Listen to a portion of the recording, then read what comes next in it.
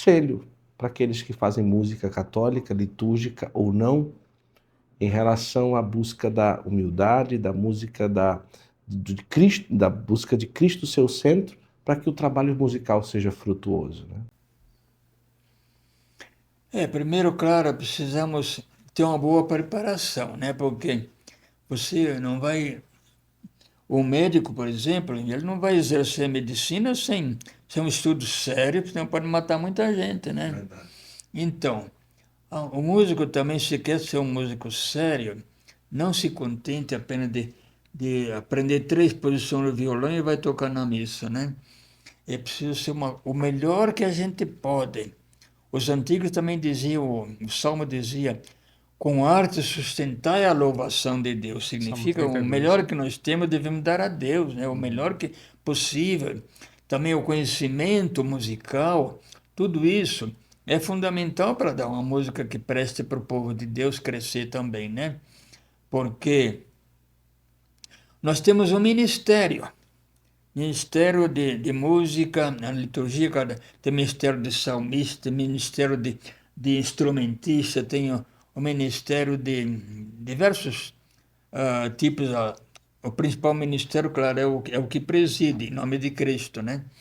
Mas a música é um ministério, significa, é um modo de servir a Deus e a comunidade. Agora, se eu não me preparo para isso, eu faço de qualquer jeito, é um mau serviço. Não é um ministério. É um desserviço ao povo de Deus. Porque a nossa música é para alimentar a fé, não é para se divertir, não é para esquecer o problema da vida. É alimento da nossa fé mesmo, Antônio. Inclusive, o que preside a missa, o Dom Odilo, faz questão de cantar as partes principais da missa também, né? Sabe como é importante? O canto sempre acrescenta muito mais a palavra que a palavra sozinha, né? Porque o canto tem aquela dimensão que abrange toda a pessoa humana, que atinge a pessoa também de modo diferente, não só na cabeça, mas todo o sentimento, a, a sua sensibilidade também assim. Então, a música, sem dúvida, é um serviço muito importante, mas precisa de preparação, né? De qualquer jeito, e não. Por isso é necessário que haja uma preparação séria, um estudo sério de música, primeiro, em tudo aquilo que qualquer músico faz, né? Segundo, uma preparação litúrgica também muito importante, porque a nossa música não é para outra coisa senão para louvar a Deus na liturgia, né? Então, uma preparação litúrgica importante.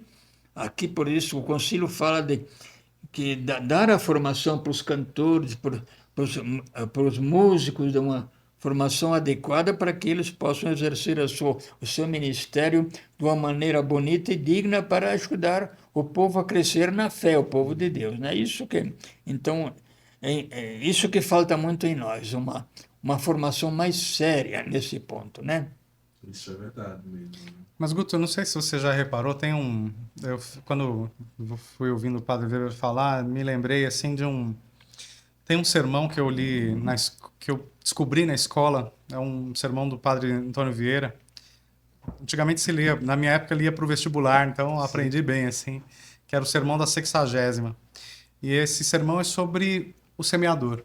E ele faz esse sermão pensando nos pregadores. E ele começa o sermão dele dizendo assim: nunca antes na Igreja de Deus, ou neste mundo, houve tantas pregações. Ele começa com essa fala. E hoje, quanto se fala de Jesus? E aí ele faz a pergunta diante dessa constatação, né? Nunca houve tanta pregação. E por que é tão pouco o fruto? Por que esse mundo é desse jeito? Que eu saiba, a gente vive num mundo muito ruim. O irmão, na igreja mesmo, quer puxar seu tapete, as pessoas não são honestas no trabalho, criar filhos é uma dificuldade. E aí, né, com tanta pregação, por que tem tão pouco fruto? E aí ele vai, diante da parábola do semeador, ele vai dizendo assim, bom, então a culpa não é de Deus, porque se você lê lá em Lucas a passagem, ele diz assim, onde a semente caiu, ela frutificou. Mas os terrenos é que não favoreceram, né? Então a palavra de Deus cresceu mesmo onde era difícil crescer. A palavra de Deus é infalível, mas aí o coração do homem precisa estar, né, adequado. Bom, se a semente então cai e a semente é de Deus, bom, então é o pregador. E a suspeita dele, e é como conclui o sermão, é que estão pregando não a palavra de Deus, mas a sua própria palavra. Então se fala muito, os pregadores falam muito, mas não estão falando palavra de Deus, estão falando palavra humana. E aí, por isso que é tão pouco fruto. E talvez a minha hipótese hoje, relendo o Padre Antônio Vieira, é de que a gente anda cantando na igreja, a gente anda falando na igreja, pregando coisa que não é a palavra de Deus, é a nossa própria. E é por isso que é tão pouco fruto.